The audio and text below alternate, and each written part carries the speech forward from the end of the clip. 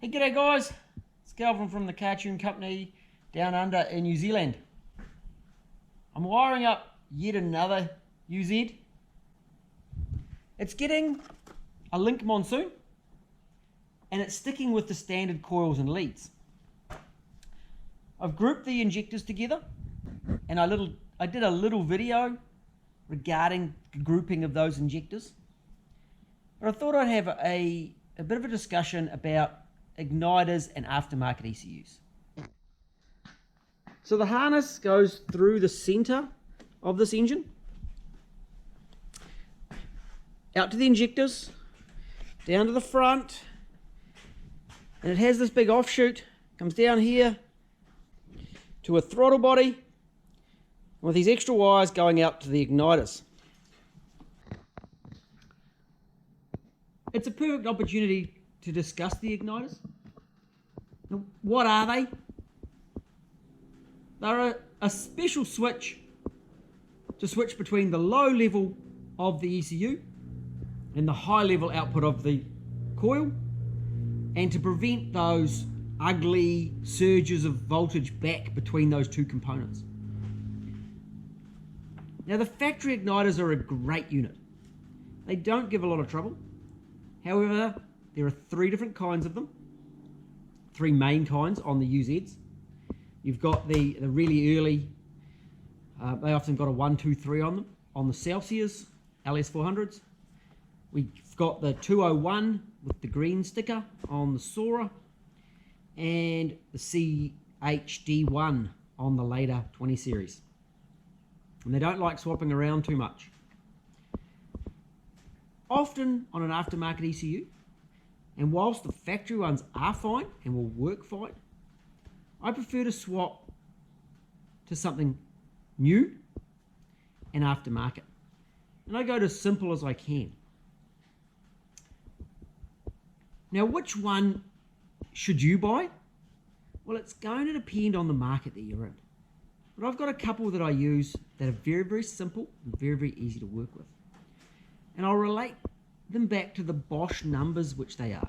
So if you're looking for them, check out the Bosch numbers. They are available second-hand in some places on different cars. And I'll grab my phone and run over a couple of different models that they're on. So here's the Link 3 channel. They no longer do a 2-channel igniter. But I've got this universal 2-channel, which I use. And thanks to the guys at Motec, I came across this as probably the best diagram for it.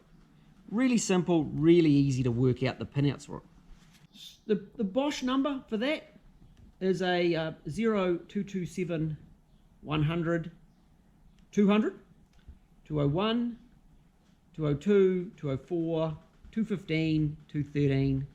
I should have said those last two round the other way.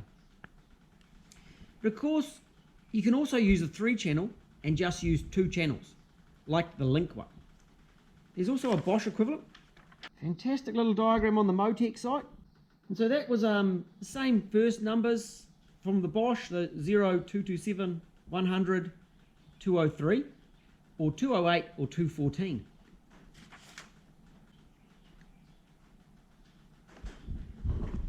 So this 2-channel igniter comes off a range of European vehicles: Alfas, Citroen, Ferraris, Hyundais. That's not really European, is it?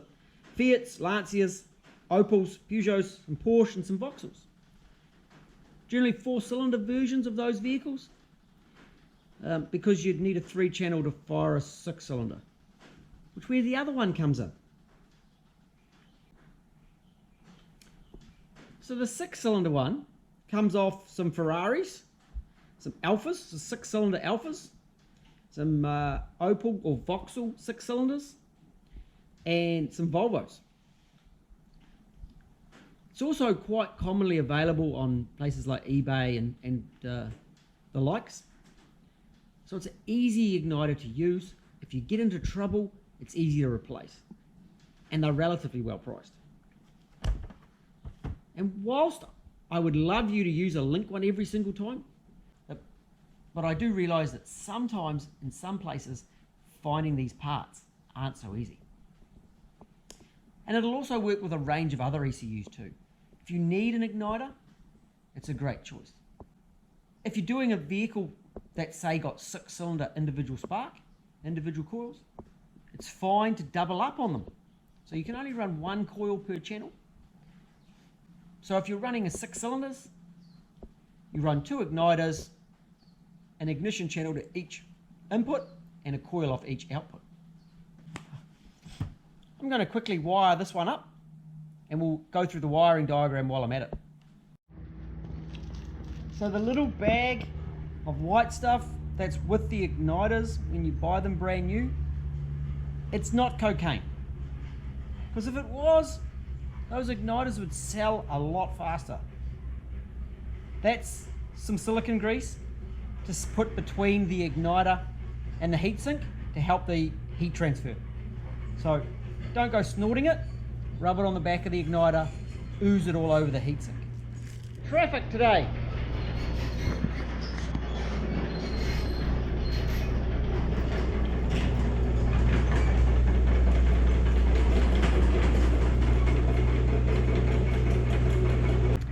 I live in a rural setting to avoid traffic.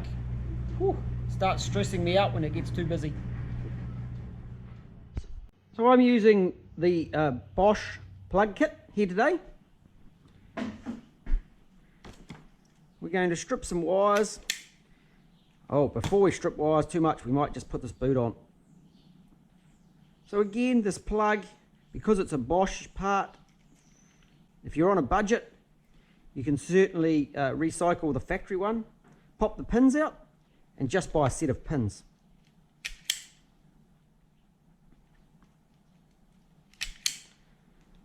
Another thing with the igniter, very important that it's fitted onto a heat sink of some sort.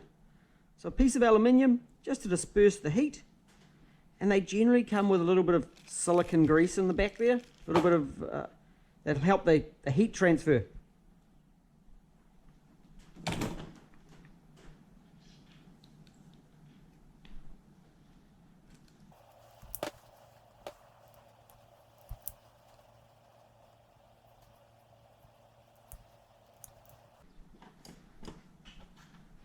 So I have my 5 wires crimped up.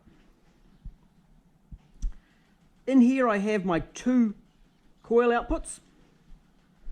So they're going to the plugs that aren't even crimped on yet. They go over there. The other one goes to the top coil. This is coil number 1, because it fires number 1 cylinder. Comes up to this distributor, fires number 1. This is coil number 2, firing number 2. And this one will do the front and the back on this side, and the middle 2 on the left hand. And number 1 coil does 1 and 7, and the middle 2 on the other side. So grabbing our diagram, right in the center, in pin 4, is the earth. It's a nice positive click in there. Then we take ignition number 1, and I'm going to pop that into pin 7. And coil number 1, which if you noticed over here was a white wire, it's going into here. And then ignition number 2 goes into pin 2.